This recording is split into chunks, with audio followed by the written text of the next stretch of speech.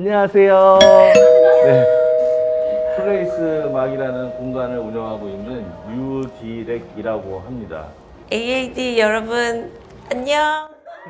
저는 지연아 작가예요. 만나서 반갑습니다. 저는 여기 BAC 아트페어에 매회 참여하고 있어요. 그래서 뭐 BAC 가족이라고 해도 뭐 무방할 그런 친분을 가진 자고요.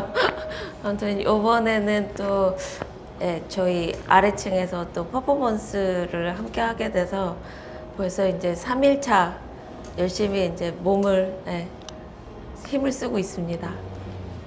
안녕하세요. AAD 가족 여러분. 네, 저는 인터뷰 하러 오라 그래서 무슨 이런 딱딱한 자리인 줄 알았는데 마치 무슨 예능 프로 온 것 같고 개성 가득하신 분들이 자리하고 계셔서 반갑습니다. 저는 금민정 작가라고 하고요. 지금 뭐 다 포지션이 각각 다르시긴 하지만 어쨌든 창작하시는 분들 모이신 것 같고요. 저는 여기 또 홍익대학교 미술대학원 조각전공 교수로 재직하고 있습니다. 반갑습니다. 제 딸이 14년생이에요.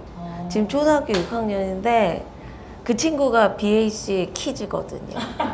왜냐면 1회 때 연희동에서 이제 시작을 했는데 그때 이제 홍보 영상을 시작하면서 만들었어요. 그러니까 그 아트페어 문이 열리기 그 전에 그때 홍보 영상 모델이었거든요. 저랑 이제 제 딸이 그 영상에 출연을 하고 하면서 이제 매회 이제 뭐 연희동으로 시작해서 뭐 순천, 부여, 뭐 속초 하면서 이 BAC 아트페어가 이제 막 전국 단위로 막 돌게 됐는데 거기 한 번도 안 빠지고 계속 쫓아다녔어요. 그래서 여기 같이 계신 분들이 다 이모고 삼촌인 거예요. 이제 진짜로 매 그러면서 자라고 뭐 하루만 갔다 온 게 아니라 뭐 거기서 뭐 3, 4일 지내다가 오고 하니까 그리고 또 제가 또 길게 또 설치 작업을 할 때는 그거 같이 하면서 또 거의 여기 취직한 고용된 사람처럼 막 이모 삼촌들 도와주면서 그렇게 컸답니다, 제 딸이. 정말 아까도 말씀드렸지만 가족 같은 분위기이고 또 여기 계시는 함께 하시는 분들이 다 또 그렇게 일하고 계신 걸 제가 아니까 그렇게 만들어진 진짜 페스티벌 같은, 사실 아트페어는 그냥 아트페어가 당연히 아트페어라는 이제 타이틀을 걸고 계속 이제 작품들을 또 판매하고 하고 계시지만은 저한테는 그거 이상으로 훨씬 넓은 약간 그런 의미로 저한테는 계속 같이 가고 있거든요. 그래서 이게 뭐 몇 회를 앞으로도 계속 갈지 모르겠지만 제 개인적으로는 뭐 10년 더 할 수 있으면 좋겠다 그런 마음이 있어요. 거의 약간 그때는 로컬이었죠. 완전 동네 연희동 로컬 뭐 마켓? 막 약간 그런 분위기도 있었고 밖에는 실제로 그런 이제 뭐 플리마켓을 진행을 했었고 또 이제 골목에 있다 보니까 동네 분들이 지나다니면서 뭐 이제 그거 플리마켓에 있는 뭐 소품들 사러 오시면서 이제 위에 카페에 올라오셔서 그림도 구매하시게 되고 작가들도 만나고 또 카페다 보니까 또 음료도 구입해서 마시고 근데 항상 뭐라 그러죠? 제너럴스하다 그래야 되나? 이 운영하시는 이 분들이 워낙 퍼주는 걸 너무 좋아하셔가지고 그냥 뭐 술도 주고 뭐 음료 다 퍼주잖아요. 그러니까 뭐 그렇죠. 뭐 사러 온다기보다는 이제 마음가짐이 함께 즐기러 온다. 좀 약간 파티하러 온다. 지금도 뭐 너무 그렇잖아요. 거의 파티 분위기로 얘기하고 뭐 앞으로 어떻게 할지도 또 상의도 하고 그런 분위기가 항상 그러니까 활짝 열려 있는 그 동네로 시작해서 그러니까 그게 좀 처음부터 그런 마인드들이 작동을 잘 했는지 그게 없었으면 제 생각에는 그 진짜 황무지 그런 뭐 순천이나 부여 과연 갈 수 있었을까. 아무것도 없는 곳에 가서 정말 아무것도 없는 장소를 이렇게 만들어내는 것이, 그리고 거기에 정말 아무도 없는 곳에 사람들을 또 초대를 하고 모으고 막 입장하시는 분들 막 환대하고 이런 게 사실 정말 0에서 시작을 하는 거잖아요. 처음에 뭔가 서울 말고 지역에서 뭔가를 한다고 했을 때 그때 코로나가 다른 지역에서는 다 이제 발생은 했는데 유일하게 순천이 청정 지역이었어요. 그래서 세팅을 다 해놓고 그래 우리는 괜찮다 했는데 당일 새벽에 확진자가 나오면서 격리가 되고 결국은 개장을 못하는 어떤 그런 불상사가 났었죠. 그런데 그때 좀 슬펐어요. 왜냐하면은 다 너무 너무 열정을 쏟았었기 때문에.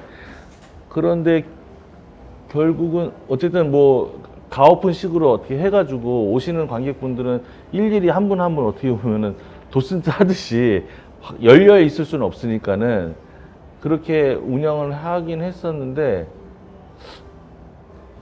이 후회가 없더라고요. 사실 저는 그 뉴스를 듣고 울음이 딱 터져 버렸어요.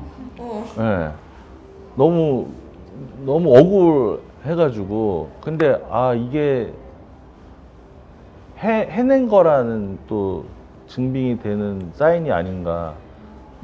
그만큼 했기 때문에 후회가 없다라는 또 다른 뭐 표식이 아닌가라는 감정이라고 느껴지더라고요.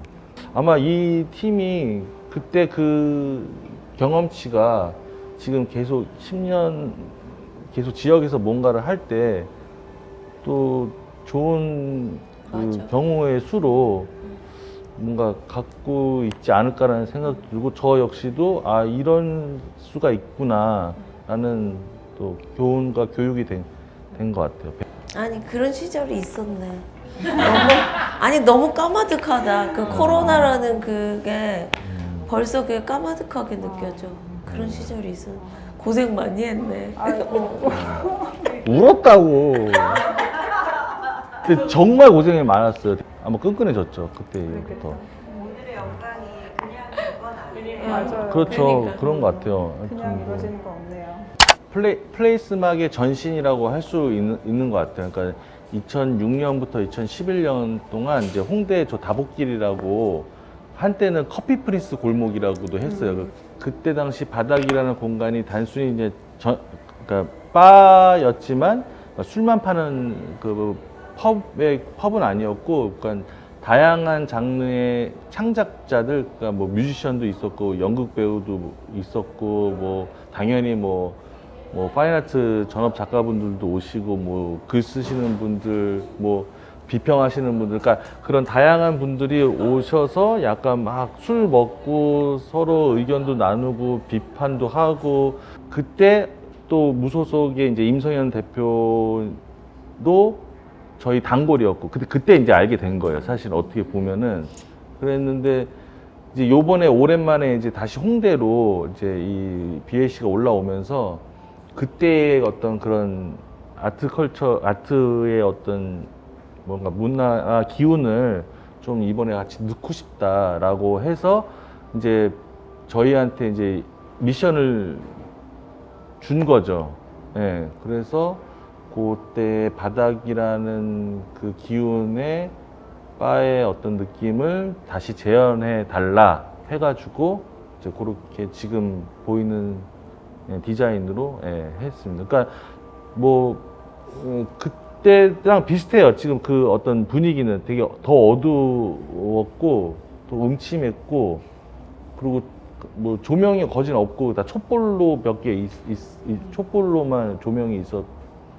그때 감정을 좀 BAC에 요번 홍대 BAC에 좀 놓고 싶었던 게 아니었나 생각이 드는데 근데 엄청 잘 나왔어요. 뭐 SNS에서도 요새 보면 90년대 이제 그 X세대들 막 홍대 앞에서 배꼽티 입고 좋아하세요 껄랑요? 뭐 이런 거 나온단 말이에요. 아니 껄랑요? 그래 껄랑요? 마음에 들어서 이번 껄랑요? 뭐 이런. 근데 제가 9학번이에요. 그 임성현 대표랑 같은 동기거든요. 홍대. 그 같이 그 시대 이 홍대 앞에 어땠는지 기억하고 있는 이분도 그룹학번. 역시 이렇게 밝혀도 되나 나이? 뭐 허락 없이. 안 되는데. 그러니까 약간 이게 이런 식으로 구현이 되는 게 노스탈지아가 이런 식으로 구현되고 이런 식으로도 가능하구나. 어떻게 보면 최근 우리가 보고 싶었던 그 과거에 어떤 그런 선물들이 눈앞에 나타난 거거든요. 다시 그 시대로 돌아가고 싶다. 지금 홍대 앞에서 더 이상 보지 못하는 것들, 정말 그립다 하는 그것들이 사실 뭐 그 전체가 뭐 눈앞에 펼쳐질 수는 없겠지만 이 바닥이라는 장소 그리고 뭐 어쨌든 그 시대 그 사람들이 다시 모이고 하는 그것만으로도 저는 약간 그게 BAC랑 같이 갈 수 있다고? 라는 어떤 뭐 꿈 같은 그런 얘기들이 덧붙여진 것 같아요. 그게 맞아요. 작가 명단에서도 좀 느껴졌어요. 그치? 그러니까 뭐야? 왠지- 다시 만나는 거야? 익숙한 그 90년대 이름들. 사실은 낯설잖아요. 지금 많이 지금 활동하고 계시고 지금 작가님들 명단 보면은 정말 핫하신 분들, 뭐 유명하신 분들 많잖아요. 근데 작가님들 명단을 봤을 때 저는 향수가 이렇게 느껴졌어요. 맞아. 어쨌든 이제 그 한때 작업을 같이 해서 그 감성을 공유하고 있다는 건 굉장한 그 보이지 않는 띠거든요. 요번에 이제 홍대에서 하는 게 하나의 가교점 역할을 하지 않을까라는 생각을 하고, 그 성격이 조금 다른 공간이긴 하잖아요. 그동안에 했던 곳이랑 좀 더 뭔가 제도권 안에 좀 이렇게 더 흡수되고 융화되는 느낌이 들어서 이걸 기점으로 어떤 색깔을 보여줄 것인가, 아니나 다를까 오픈날 와서 이렇게 설명하시고 하는 성격을 보여주는 것들이 되게 도전적이고 되게 개성적이고 하는 것들이 실망스럽지 않고 너무 좋더라고요. 그래서 어제는 저희 지인들이 오셔서 프리즈보다 재밌다. 그 얘기를 하고 가셨어요. 그래서 재밌다. 그리고 장소도 너무 재밌고, 홍대 옛날에 우리 90년대 그 실험 정신, 그 홍대 앞 문화라고 생각하는 그 실험 정신과 약간의 뭐 있잖아요. 그런 문화들이 생각나면서 그게 아트페어랑 결합이 되면서 일상에서 작품을 살 수 있는 것과 이게 굉장히 큰 역할을 하겠다라고 그렇게 말씀을 해주시고 가시더라고요. 그래서 학교에서 학교라는 기반에서 이루어지는 아트페어라는 게 좀 새롭잖아요. 그리고 또 홍대라는 홍대의 장소성이라는 게 일단 또 다른 학교랑은 좀 다르고 뭔가 자유로운 분위기, 그리고 미술로 특화된 이 장소성이 좀 주는 의미가 크고, 홍대 앞이란 또 문화가 있잖아요. 홍대 앞이 주는 그 문화 정체성이 있는데, 그거를 이제 BAC가 이거를 좀 잘 만들어줬으면 했어요. 이게 그냥 단발성에 머물지 않고 앞으로는 약간 더 이제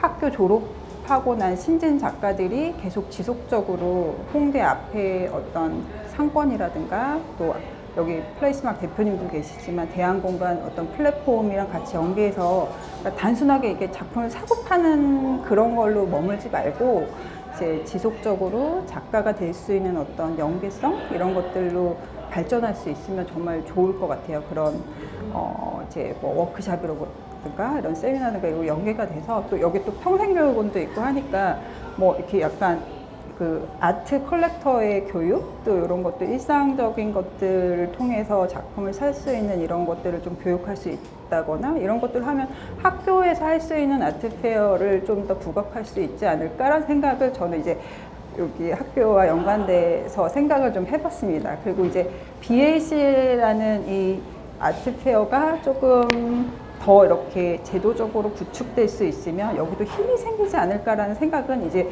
저는 저 나름대로 좀 생각을 해봤고, 일단은 디자인이나 이런 것들이 너무 저는 나름대로 되게 훌륭하다 생각을 했어요. 갑자기 제 퍼포먼스 얘기를 좀 해볼까요? 홍대 얘기하다가 네, 맞아요. 어쨌든 이 BAC에서 하고자 하는 바와 또 제가 퍼포먼스로 하고자 하는 바가 또 잘 연결이 돼서 초대를 받아서 퍼포먼스를 하게 된 것 같은데, 사실 그 퍼포먼스 자체가 고용되지 않은 노동자가 하는 자유 노동에 관한 거거든요. 그러니까 다시 다르게 얘기하면 쓸데없는 시키지 않은 짓 하는 거예요. 근데 그게 어떻게 보면 제가 생각하는 예술 자체이기도 하고, 또 그런 점 때문에 또 사실 예술의 가치를 제 스스로 좀 무가치한 것으로 만들어 버리기도 하거든요. 그런데 또 저 퍼포먼스를 하면서 느끼는 건 그런 시키지 않은, 누구도 고용하지 않고 시키지도 않은 그런 예술 행위를 했을 때 그런 하나의 또 이탈자로서 그때 사실은 가장 또 어떤 무의식적으로 또는 뭐 본성적으로 제가 가지고 있는 그 예술이라는 게 나타나지 않는 건가, 나타나는 게 아닐까, 그런 생각을 계속 하면서, 사실 그게 이제 제가 예술을 어떻게 바라보고 있느냐이기도 한데, 저도 공간을 잠시 운영을 했었거든요. 영등포에서.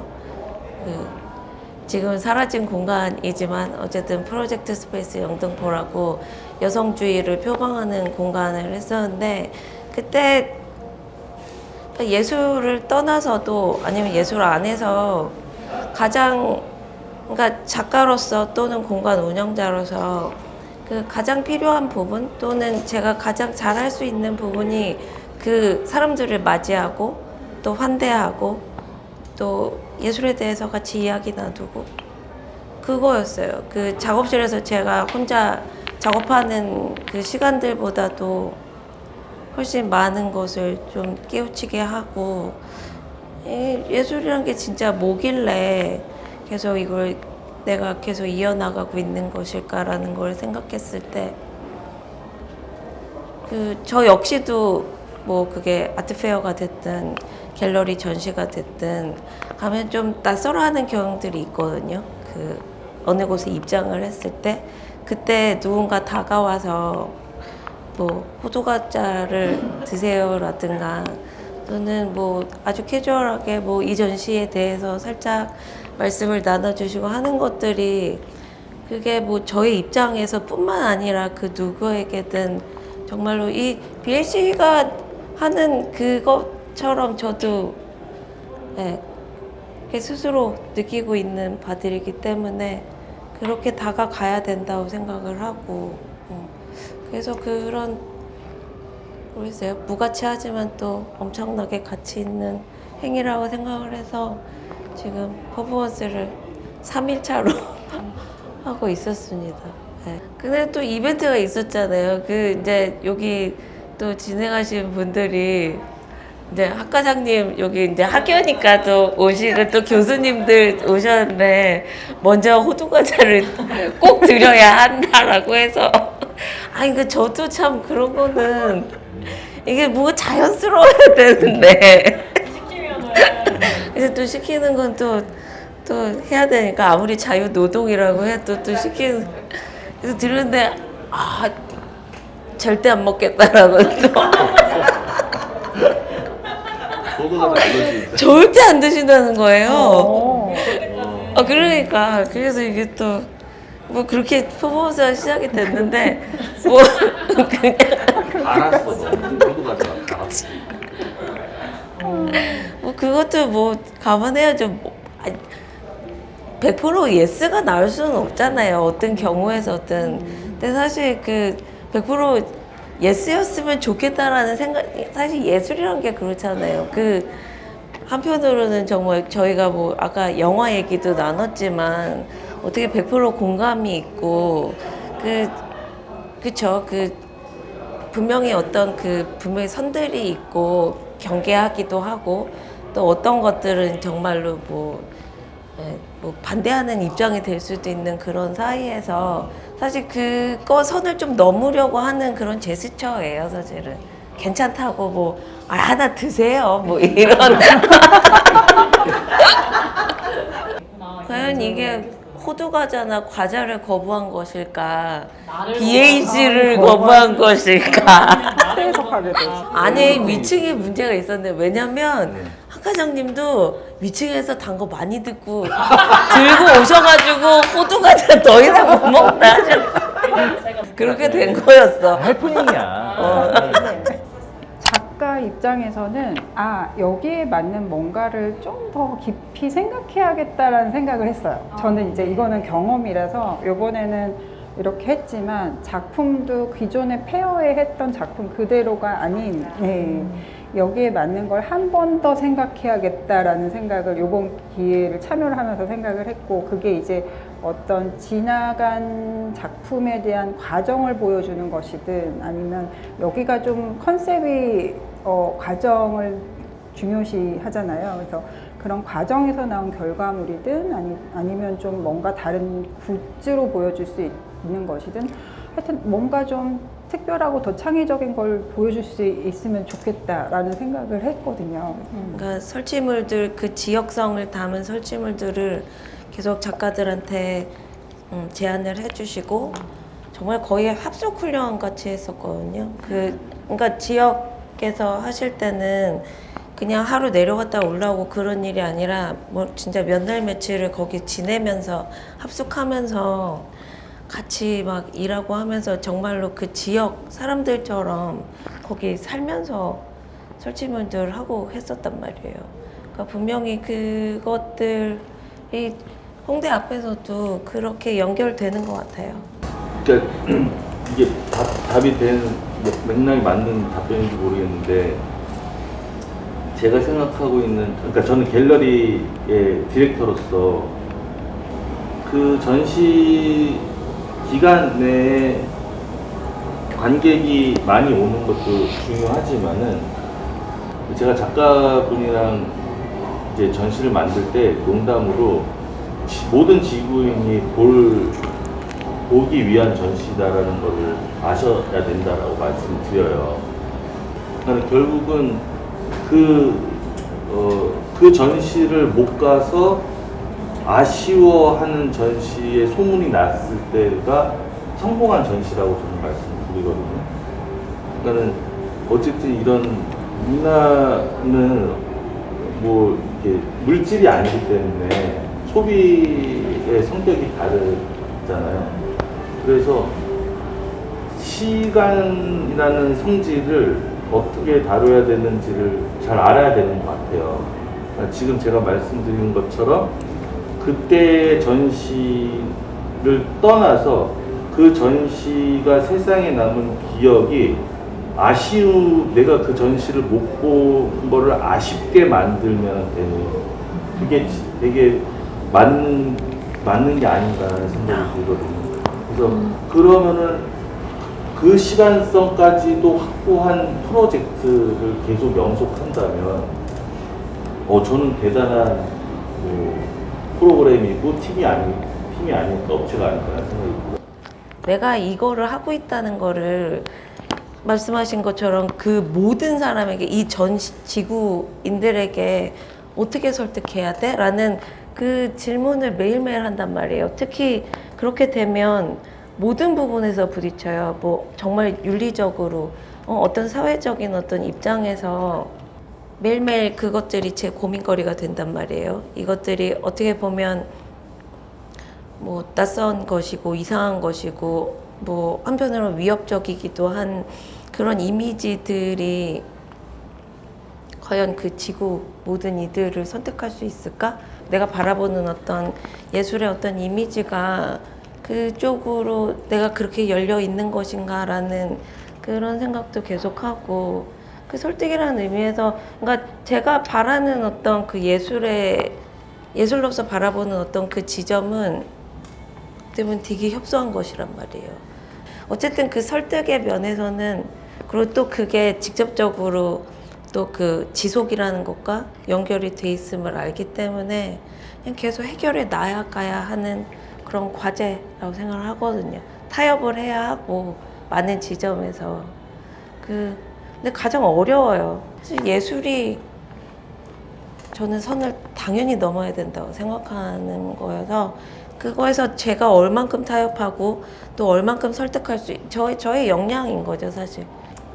그래도 이거를 지속하려면 처음에 내가 하려고 했던 그 마음과 그 목표를 되게 작은 알맹이로 정리를 한 후에 걔를 이제 남겨두는 거예요. 그리고 그걸 지키기 위해서 다른 것들을, 현실을 막 조합을 하고 타협을 하고 하되, 이 처음에 생각했던 것은 유지를 하는 그 지점을 남겨두면 지속을 하게 되더라고요.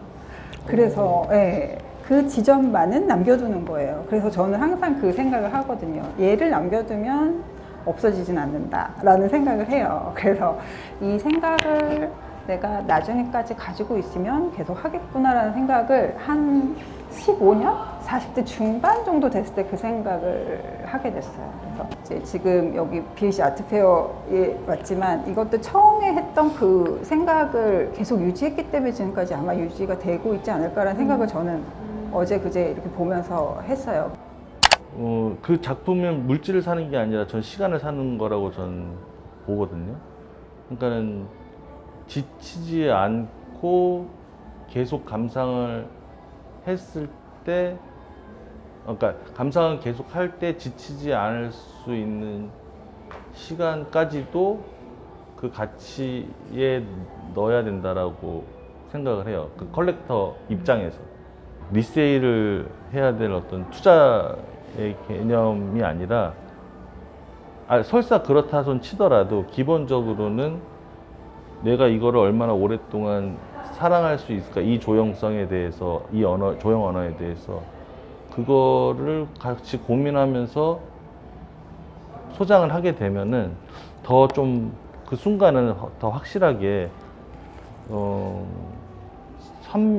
현명하게 후회하지 않게 소장할 수 있지 않을까라는 방법을 한번 제시해 봅니다. 저 작가 입장에서 구매를 할 경우에는 정말 완전 개인 취향이란 말이에요. 그런 친분이 작용을 할 때도 있지만, 그 외에는 100% 취향으로 내 집에 정말 나와 같이 그러니까 뭐 제 옷을 구매하는 것과 거의 같은 그런 마음으로 이제 작업을 가져오게 되는데, 보통 이제 이런 아트 페어에서나 그 뭐 더 큰 이런 그 페어에서는 그렇게 작동이 안 된다는 얘기죠. 그 사이에 정말 많은 매뉴얼들과 그 투자 심리부터 해서 이거를 작품 자체로, 그 이미지 자체로 보지 않고, 이거 뭐 얼마짜리예요? 얼마로 될 만한 물건이에요? 라고 취급을 받기 시작하면 사실은 이게 그 판매와 구매라는 그것 자체가 엄청 무거워지고, 더 이상 이게 작품이 아닌 그 외의 것으로 되기 때문에 그런 상태인 거죠, 사실 지금.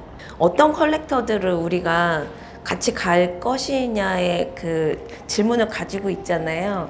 우리는 어떤 컬렉터가 될 것인가부터, 그거에 대해서 좀 많이 얘기할 수 있었으면 좋겠어요. 뭐 어떤 거부터 컬렉해야 돼? 뭐라는 식의 좀 캐주얼하게 많이 얘기를 할 수 있도록 좀 그거를 좀 오픈해 주셨으면 좋겠다는 생각이 많이 들어요.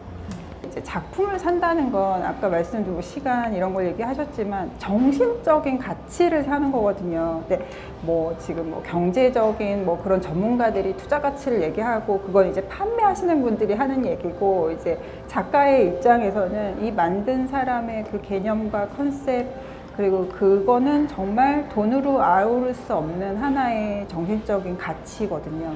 그래서 그거를 산다는 건 정말 너무 값어치 있는 거기 때문에 컬렉터는 그걸 되게 너무 가치 있게 생각해 주셨으면 좋겠어요. 그래서 진짜 뭐 명품백을 산다거나 좋은 물건을 사는 거랑은 비교가 안 되는 일이거든요. 같은 돈을 쓰더라도 가치 있게 쓸 수 있는 굉장히 되게 고귀한 행동이다라고 생각을 해주시면 참 좋을 것 같습니다.